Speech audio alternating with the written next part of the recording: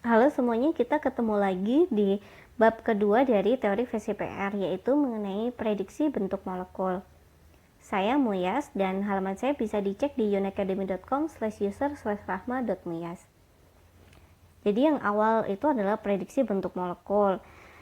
Sebenarnya tidak ada hubungan langsung ya antara formula suatu molekul dengan bentuknya, karena bentuk molekul itu ditentukan oleh struktur Lewis dengan teori VCPR. Karena itu penting untuk menguasai struktur Lewis. Nah, struktur Lewis ini sudah saya bahas di dalam materi ikatan kimia. Kalian bisa cek di halaman saya dan mengklik materi ikatan kimia untuk lebih memahami mengenai struktur Lewis. Karena di situ saya menjelaskan mengenai aturan-aturan struktur Lewis dan cara bagaimana menggambar struktur Lewis yang benar. Karena dibutuhkan pengetahuan itu untuk menguasai teori VCPR ini.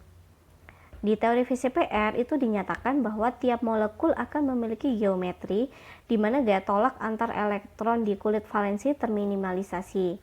Nah, di slide selanjutnya akan didemonstrasikan bagaimana teori VCPR itu berlaku di molekul-molekul sederhana. Seperti terlihat di kolom-kolom ini, jadi ada 5 contoh molekul sederhana dan 5 yang memiliki 5 geometri yang berbeda. Yang pertama adalah ikatan antara BeF2. Jadi memang pertama-tama kita tuh harus bisa menggambar struktur Lewis dari suatu molekul sebelum kita bisa menentukan geometri molekul tersebut. Ini linear. Kemudian BF3 ini trigonal planar. Dan CH4 ini tetrahedral. Kemudian Phosphorus pentafluorida ini bentuknya trigonal bipiramidal. Ada 6 sisi di sini. Kemudian sulfur hexafluorida ini adalah sebuah oktahedral. Dia oktahedral yang artinya 8 sisi, padahal dia hanya diikat oleh 6 atom ligan. Nah, nanti akan terlihat di penjelasan di akhir mengenai sulfur hexafluorida ini. Langsung saja kita ke slide selanjutnya untuk penjelasan lebih lanjut tiap molekul yang ada di sini. BeF2. Dua domain elektron ini terikat di atom sentral Be. Ada 2 ya. Nah, untuk meminimalisasi gaya tolak antar dua domain ini, maka sudut yang timbul antara FBF adalah 180 derajat. Kurang dari 180 derajat akan menyebabkan gaya tolak antar elektron lebih besar. Jadi makanya sudutnya 180 derajat. Bagaimana dengan BF3? BF3 ini gaya tolaknya bisa diminimalisasi dengan mengatur elektron ke pojok-pojok dari segitiga. Karena ada 3 domain nih. Jadi langsung dia memecah dan membentuk suatu segitiga dan domain-domain itu langsung fokus ke pojok-pojok segitiga. Sehingga menggunakan teori VCPR sudutnya ketemu 120 derajat. Di molekul BeF2 dan BF3 sama-sama molekulnya 2 dimensi, di mana semua atom berada di dalam satu pesawat, satu koordinat ya. Nah, atau satu planar.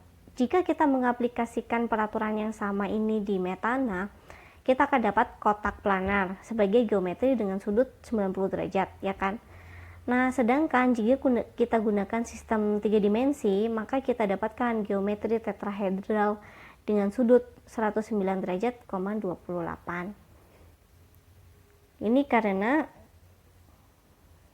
ikatannya seperti ini. Jadi nanti akan di bab terakhir akan saya jelaskan juga bagaimana tetrahedral itu bisa memiliki beberapa variasi geometri.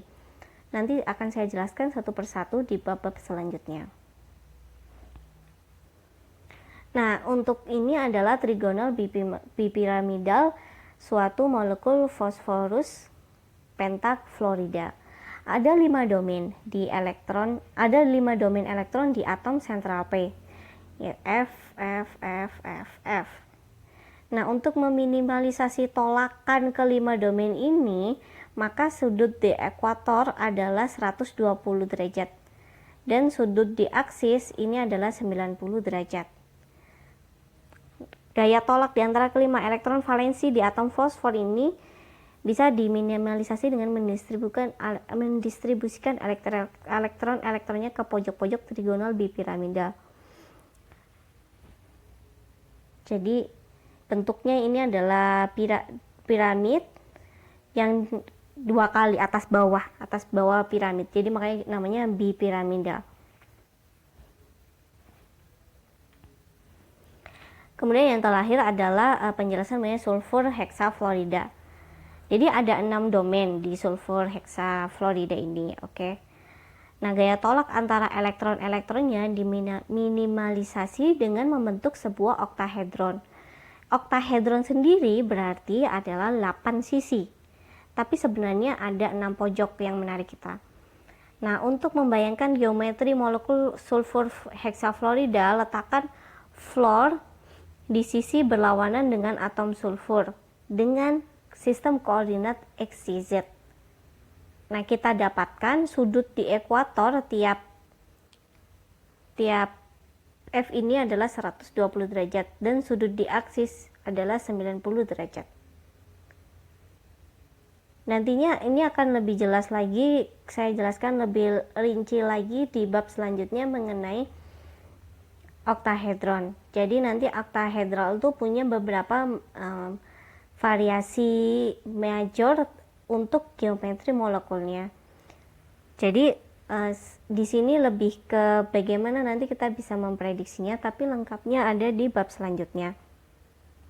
Untuk itu langsung saja kita klik bab selanjutnya yang berjudul implementasi rangkap 2 dan rangkap 3 dalam teori VCPR. Sampai jumpa.